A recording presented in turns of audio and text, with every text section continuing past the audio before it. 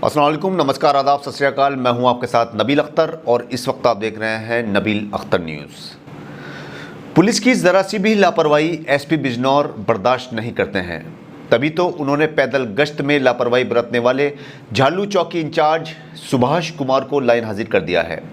हम आपको बता दें कि एसपी के सख्त निर्देश हैं कि वरिष्ठ अधिकारी और सभी क्षेत्राधिकारी और थाना चौकी प्रभारी घटनाओं की रोकथाम के लिए मिश्रित आबादी वाले क्षेत्रों में सांप्रदायिक घटनाओं की रोकथाम के लिए पैदल गश्त करेंगे। लेकिन कोई पुलिस अधिकारी ऐसा होता है जो अपने से बड़े अधिकारी की बातों को नज़रअंदाज कर देता है, जो उन्हें भारी पड़ जाता है। एक ऐसी ही गलती कर दी है झालू चौकी के प्रभारी सुभाष कुमार ने। उन्होंने अपने क्षेत्र में गश्त नहीं किया और इसी बीच उनके एरिया में दुकान पर मोबाइल खरीदने को लेकर दो समुदाय के लोगों के बीच विवाद हो गया। एसपी के संज्ञान में जैसे ही इस बात को लाया गया, एसपी का पारा चढ़ गया और उन्होंने तुरंत झालू के प्रभारी उपनिरीक्षक सुभाष कुमार को लाइन हाजिर कर दिया है और एक बार फिर से सभी अधीनस्थों को ये निर्देश सख्ती के साथ दिए कि सभी अपने अपने क्षेत्र में रोज़ाना पैदल गश्त करेंगे ताकि शहर के लोग अपने आप को सुरक्षित समझ सकें।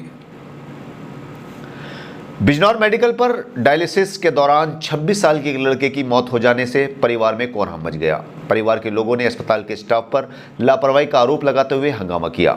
26 साल का सरफराज गांव फुलसंदा नेटौर का रहने वाला था, जिसको परिवार के लोगों ने डायलिसिस के लिए अस्पताल में भर्ती करवाया था। मृतक की मां का कहना है कि उनका बेटा बिल्कुल सही था। डायलिसिस होते वक्त उसे सर्दी लगने लगी और तेज़ बुखार हो गया। मां ने ये बात स्टाफ को बताई तो उन्होंने बाजार से दवाई लाने के लिए कह दिया, लेकिन दवाई सरफराज की मां के पास ही मौजूद थी, जिसको स्टाफ ने सरफराज को खिला दिया। कुछ वक्त बाद उसकी हालत बिगड़ने लगी। मां सलमा का आरोप है कि इसी बीच लाइट चली गई और डायलिसिस मशीन बीच में ही बंद हो गई, जिससे उनके बेटे की मौत हो गई है। हंगामे की खबर मिलते ही सीएमओ खुद अस्पताल पहुंचे और पूरे मामले की जानकारी हासिल की। उन्होंने बताया कि डायलिसिस का काम एक प्राइवेट कंपनी को दे रखा है। इस मामले में जांच बैठा दी गई है। बताया जा रहा है कि सरफराज एक गरीब परिवार से ताल्लुक़ रखता है और उसकी शादी 5 साल पहले ही हुई थी। वो काफ़ी वक्त से बीमार था और पिछली 1 साल से डायलिसिस पर था। उसकी मौत से उसके 2 बच्चे यतीम हो गए हैं। क्या नाम है आपका? सलमा। पेशेंट का क्या नाम? सरफराज। क्या हुआ है इनके साथ? लेकर आई, मैं 10 बजे आ गई थी। ये बोले रुक के लगेगी डायलिसिस। ठीक है भैया, रुक के लगा दियो। फिर इन्होंने 11 बजे डायलिसिस लगाई। आधे घंटे 1 घंटा बाद में उसे ठंड से लगने लगी। मैं बोली भैया जब ठंड का जंक्शन लगा दो, ले आओ मोल को। मैंने कहा मेरे पास रखा, मैंने वही लगवा दिया। फिर मैं बोली रे भैया बीपी चेक करियो रे, बीपी बढ़ावा आ रहा है इसका। मैं बोली तो भैया गोली दे दो। गोली ना हमारे पास, मैंने वो भी अपने पास से गोली दे दी उसे। मैंने 2 गोली दिलवा दी। इन्होंने बीपी की किरिच हो गया, बुखार भैया बुखार हो गया। ले आओ वहाँ से सरकारी अस्पताल से गोली ले आओ। मैं गई भैया, एक गोली दे दियो रे मुझे। डेथ किस टाइम हुई है? इसका तो अभी होया, कोई होया होगा 1 घंटा भी मुश्किल से नहीं होया। का मामला कौन सा अस्पताल का मामला है? डायलिसिस का, सरकारी का। डायलिसिस वार्ड का? हाँ। तो आप सुबह जैसे लेकर आए थे? हाँ सुबह से लेकर आई थी। ठीक, बिल्कुल ठीक ठाक आया। खाना भी खाया, चाय भी पिलाई मैंने तो उसे। बहुत बुखार होया इसे। तो क्या लगता है कैसे हुई है मौत? लापरवाही रही? तो लापरवाही हुई, क्या हुआ? लापरवाही समझो। जब इन्होंने देखा ना आधा घंटे ले बेटे लेट ना आई बिल्कुल भी।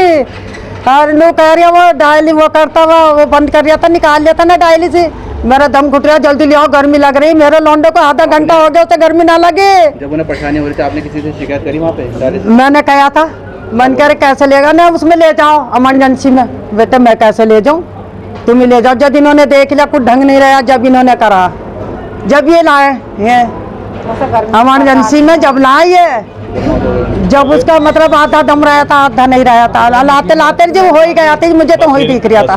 लाइट भाग गई और लाइट भाग गई थी। जनरेटर के लिए तेल ना था। वे तो अधिकारी तो हुई थे, आपने शिकायत नहीं करी? वे कर रहा था और भी तमाम शिकायत कर रहे थे, तो उसके चक्कर में भागी फिर रही थी। वो कौन सा अधिकारी था जो तुमसे बतेरे सारे थे वे तो। और वे तो आज नगीना पुलिस ने 13 वारंटियों को गिरफ्तार किया है।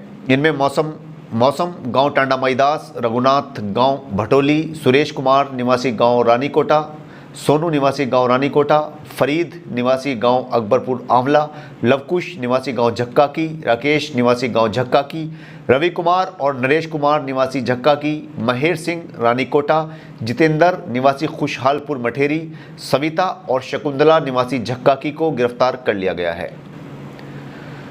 चांदपुर थाने पर एक लड़की ने तहरीर देकर बताया कि गांव कराल चांदपुर के रहने वाले अफजल ने उसके साथ रेप किया और उसकी वीडियो भी बना ली और किसी को भी बताने पर वीडियो सोशल मीडिया पर वायरल करने की धमकी दी। पुलिस ने अफजल को गिरफ्तार करके जेल भेज दिया है। किरतपुर से बिजनौर आ रही एक तेज रफ्तार कार हाईवे के किनारे डिसबैलेंस होकर सड़क किनारे गहरे गड्ढे में जाकर गिर गई, जिससे उसमें सवार 2 लोगों को चोटें आई हैं। हादसा होते ही मौके पर राहगीर रुके और जख्मी लोगों को बाहर निकलवाकर पुलिस को हादसे की इत्तला दी गई। दोनों कार सवार मामूली रूप से जख्मी हुए हैं।